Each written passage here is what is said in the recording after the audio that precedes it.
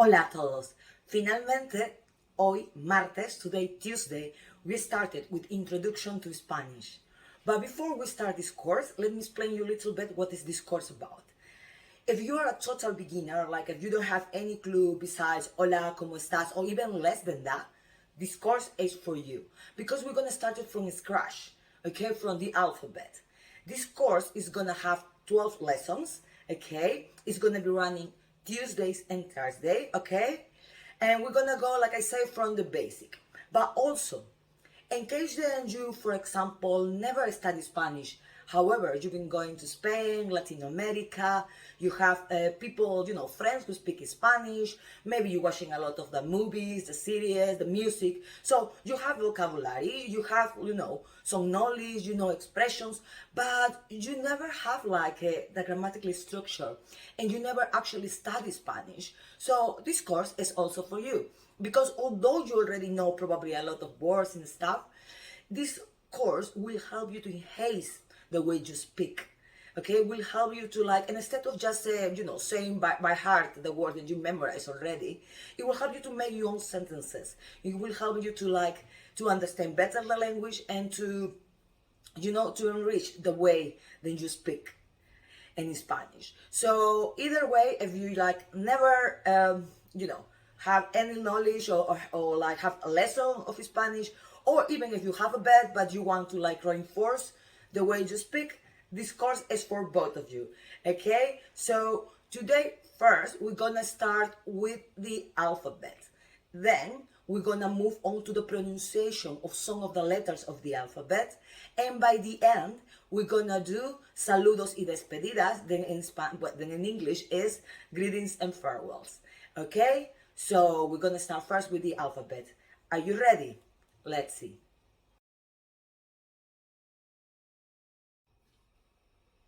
So this is the alphabet in Spanish.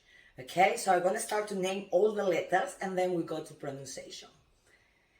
A, B, C, D, E, F, G, H, I, J,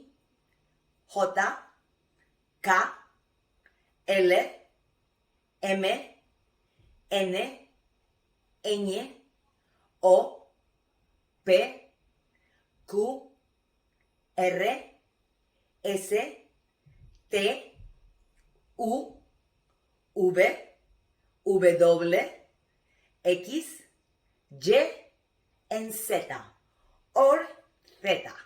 Okay? So this is the alphabet. Now we're gonna go to pronunciation. Are you ready? Now we're gonna do pronunciation, okay? So we're gonna start with la H. La H in Spanish have no sound whatsoever, okay? So, por ejemplo, hola, hello. Hoy, today, is not hola or hoy. They have no sound, okay? So, when is the only time then the H have a sound? It's gonna be when it's CH. When it's CH, it's gonna have the sound of che, okay? Por ejemplo, mucho, mucha, chico, chica is the only exception with the H. Otherwise, it's always gonna be mute. It doesn't matter if it's at the beginning or at the middle of the word. H have no sound, okay? But let's move to another letter. Let's move to C. Cuando la letra C, when letter C, okay, it have the sound is next to A, O, and U, is gonna have the phonetically sound of K, okay? Like casa, coche, cuchara. But when C is next to E or I, is gonna have the phonetically sound in Spain of theta, like cielo, gracias, Barcelona. Okay? This is actually one of the main difference regarding Spanish from pronunciation regarding Spanish from Spain and from Latin America. Because in the rest of the Spanish-speaking countries, when C is next to E or I, is gonna be with the phonetic sound of S. Gracias, Barcelona, cielo. That's one of the main difference really regarding pronunciation. But let's move to another letter. Actually, it's not a difficult one, but I will clarify this one. It's about B and V. Although in English, it's a big difference between, V and B, and in Spanish, these two letters have exactly the same sound.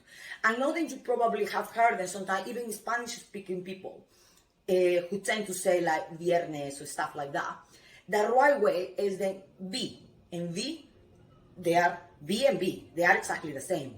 Okay, sometimes when we live in different countries, like for example, we're in the United Kingdom, or you in the United States, Australia, English-speaking countries, when we turn to speak in Spanish, we tend to still using that V. But no, the right way is that they both have exactly the same sound. Like viernes, bueno. Okay? We're gonna do another letter, what is like L and double L.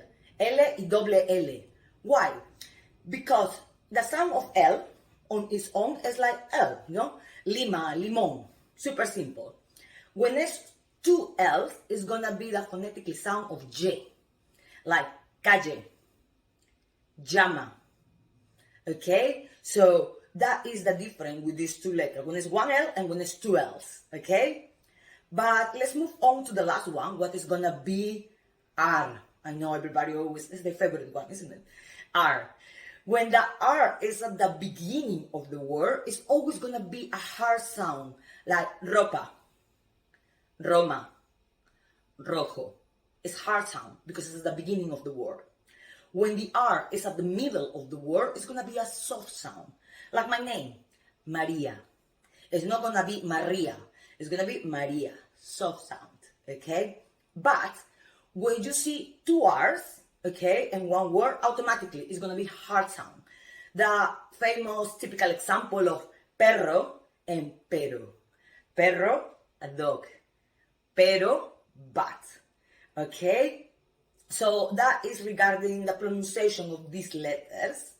But let's try to move on now. We're going to probably go back eventually during the course about, some pronunciation, some words.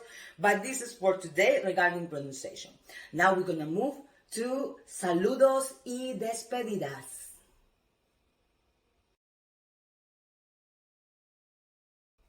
Y llegamos a la parte final, to the last part of today, of this episode.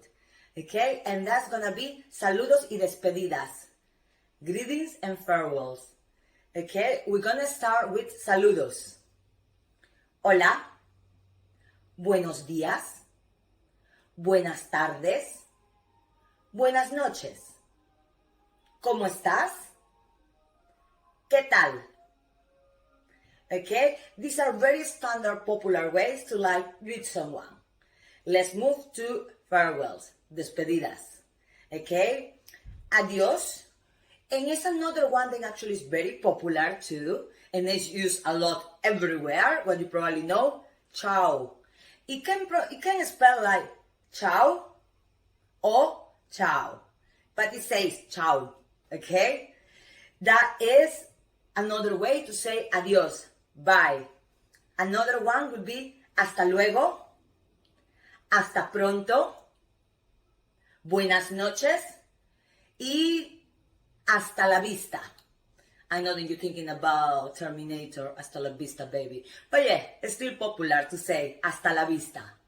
Okay? So, these are the most popular saludos y despedidas in Spanish. I know there are other ways, but these are more or less the standard ones.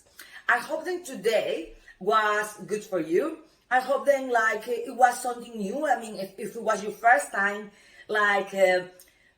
having a class or seeing a tutorial, a video about learning Spanish, I hope then you found it not difficult and was easy, then was entertaining to you.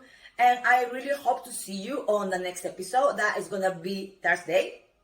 Okay? And with me will be until Thursday. Ciao, ciao.